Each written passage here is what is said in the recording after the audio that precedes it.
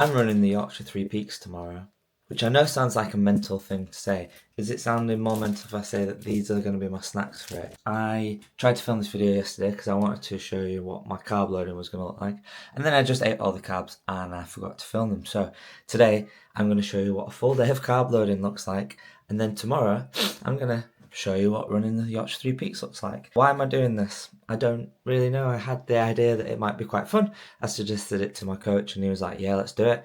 I said, do you want to join me? And he was like, absolutely. So that's how we got it in place. I've been training for it for 3 months and tomorrow's the day. Yeah, tomorrow's when it's finally happening. It's 38.7 kilometers.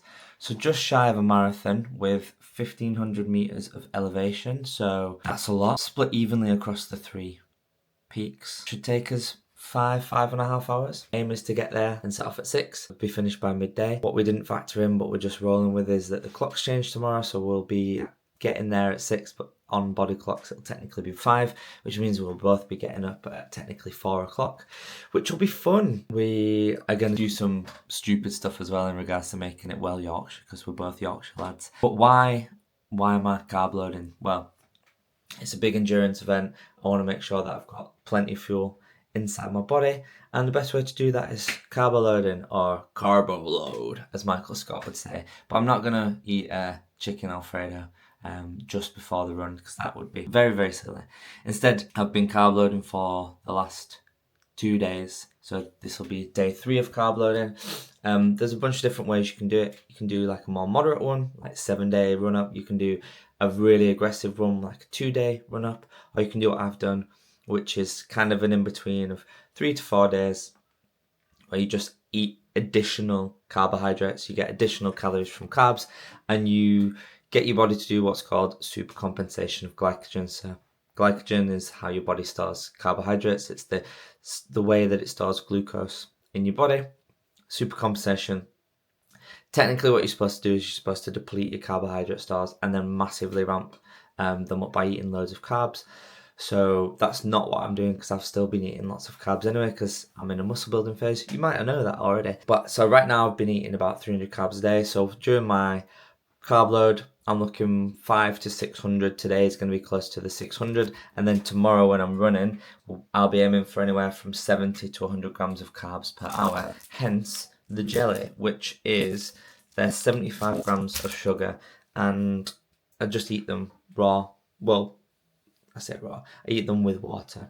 But today, I'm going to be getting 600 grams of carbs across the day, which is where we're going to start. And yeah, the idea is to just flood my body with carbohydrates basically, and just give it loads and loads of availability of carbohydrates as a fuel source. There's some small tweaks you're supposed to make to your diet as well when you do this. So you're supposed to bring fats down, you're supposed to bring proteins down a little bit, and keep fiber quite low. So you want to keep fiber low so that it's really easy digestible, so you don't get any GI discomfort. You want to keep fats low. The reason for that is, and this is a gross simplification, but it's essentially how it works. So let's say your maintenance is 2,500 calories, and then on top of that you have another 400 calories, and you get all of those 400 calories from fat. Your body wants to store additional calories as body fat for later. That's what a surplus does. And because dietary fat is already a fat, what it will do is it will just say, oh, sweet, I'm just going to take that fat and immediately store it as body fat.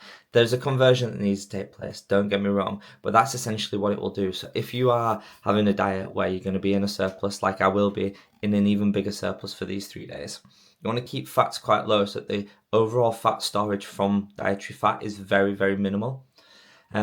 If you think about it, the fewer calories you're getting from fat while you're doing a carbo load, I can't stop saying carbo load like Michael Scott, the fewer calories you get from fats while you're doing a carb load, the fewer your body will directly store straight away as body fat. Yes, there's the process where it will use all of the additional calories eventually and store them as body fat, but because I'm doing the run tomorrow and I'm going to need the fuel source, my body's then going to just go and get those calories from the carbohydrate source quite easy. So I'm supposed to be keeping fats relatively low. I haven't been keeping them at the target my coach set, but I've been keeping them at like under 100 grams per day.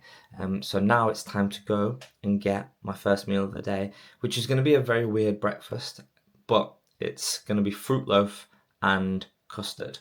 highly recommend. So first meal of the day is fruit loaf and custard. So it's like a deconstructed bread and butter pudding. It's basically just carbs, very little fat. Bit of a weird breakfast for me, but I'm looking forward to it. Be about 100 grams. So I'll be having like 5 to 6 meals of carbs across the day. And I'll see what lunch is going to be because we're going to a farm. So I'll see what carbs will be there. I've just got a bowl of rice in the oven. No, not in the oven, in the fridge as well. So that with soy sauce because I need to get my sodium up today. I also need to drink more water than usual today because I'm a sweaty person, especially when I'm running. And it looks like I'm going to have to run in some form of waterproof, which will make me more sweaty. So yeah, that'll be fun. I'm not going to film myself eating this because you have already enjoyed the delights of me eating loads of chocolate. I will be filming all of the carbs I have today. So an unexpected carb loading. There's crusts from Hannah and Arthur's breakfast, so I'm going to have these. And then we're going to drive to the farm, and then we're going to go see some animals. And then you're going to see some animals because I'm going to film the animals that we see. And then I'll probably try and find some more carbs while we're at the farm. It's not a potato farm, so it'll be interesting.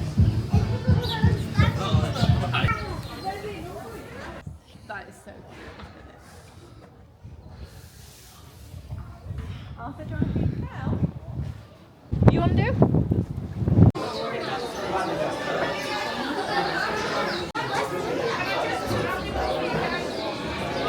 So, carb meal 2 is going to be the rest of this pack of Weetabix Mini caramelised biscuit flavour, which, if you haven't had it, is absolutely peak and you should definitely get on it. It's 140 grams of cereal, call it 200 mils of milk. I'll be having a proper lunch, but this is literally just to get more carbs in.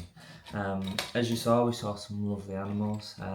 It's not your traditional farm in that it has cows, it has sheep, which is traditional, it has pigs, but it also has alpacas and llamas and an emu. Very odd.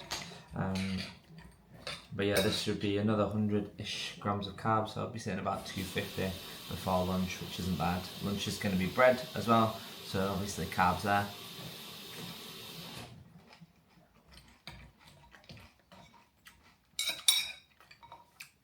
But yeah, this stuff is dope. There's also a couple of things I need to do today, so I need to source some Yorkshire food. So Yorkshire mixture, Yorkshire parking, Yorkshire puddings. I need to get a flat cap, not for me, obviously. John Smith's Yorkshire tea, which I have, but I don't have any bags. And yeah, just keep on carbing. Right, this is lunch, and this is the weirdest one yet. So, it's 150 grams of this bloomer, multi-seeded. A protein cottage cheese has strawberry in it, because why? But it was well cheap. And then jam is going on the bread, so it's going to be like a sweet tea lunch. I actually don't have any idea how many carbs this is going to be, but I'm going to guess it'll probably take me to close to 400, which isn't too bad. Again, I'm not going to film it because that'd be weird, but I'll let you know how it was. So, carb serving 4 is just a bowl of basmati rice with soy sauce on it, and it's cold because I think you have to be weirdly careful about reheating rice, and the last thing I need to be doing is giving myself food poisoning before tomorrow. So yeah, this is maybe the most depressing meal of the carb load so far, and so I'm definitely not going to film myself eating this, but the evening meal should be nice because I think we're going to have risotto. Ooh, love it. At least this is low fibre, so should be digested like that. I forgot to film my risotto even to show you it, but I had it 100 grams of risotto rice, the 100 grams of basmati rice, not together obviously, and now I'm about to have, for the first time ever, a Yorkshire pudding with golden syrup. Obviously I've had Yorkshire puddings before, it basically is my blood, but yeah, with golden syrup, as these will form part of my race strategy tomorrow. I have no idea how this is going to be. A live taste test.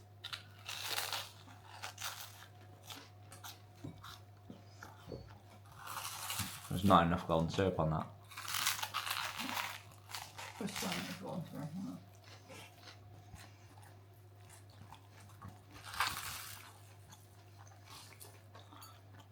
You alright? Yeah, alright. Needs more gum syrup, but yeah, alright. Anyway, I think that is all my carb loading for today. If it's not, I'll be in here. And then, otherwise, bright and early start. Got to drive there at 5, but the clock's changed tonight, so technically getting up at 4 AM. That will be fun. And my wife has just realised that with the clocks changing, it probably means that our son's going to wake up at 5 AM, which will be like 4 AM. Yeah. And I'm not going to be here for like 6 hours because I'm a brilliant husband like that. Alright, so it's 5 AM, technically 4 AM considering the clock changed. There's proof by showing you my oven. I'm now going to go drive to the Yorkshire Three Peaks to run them because I'm mental. Banana? Yeah, breakfast is going to be a banana, and it's going to be an energy drink, and it's going to be some custard. Be about an hour's drive, enough time to wake up. Hopefully we'll have to stop, but hopefully we'll need to stop to go to the toilet because it's like a 5-hour run. Don't want to be doing that while I'm running. Time to set off because I'm technically running a bit late. See you there. It's a lovely day for it, isn't it? Oh, it's a lovely day for it. Day for it. Right, so this is the top of Pen y Ghent. You probably can't hear me. I don't even know how long we've been doing. But this is peak 1 of 3, and as you can see, it's a delightful day. This is a bit silly. That's Jack. This is me. And this is Pen y Ghent. And that's the other bit of Pen y Ghent. And here we are just running down. Running down. Probably shouldn't look at the camera. Just look at it now. Right, so we've made it to the best part, which is the iconic railway bridge. So I don't know how far we've run, but we've done. We've still got 2 hills to run. So I'll next see you at the summit for our second Yorkshire Bridge. So as you can tell, because we're not at the summit, it is blowing an absolute gale, and unfortunately we're going to have to call it a 2 peaks. This is very much safety now more than anything else. Shouldn't be a hero. Yeah. Especially when there's babies at home. Not that we didn't want to do it, but we almost got the line off. That's not even really an overstatement, so yeah. We'll get us eating mince pies and we'll go back and we'll enjoy some hopefully still hot tea. But that's it for this attempt. There's always the next time. Look how red my legs are.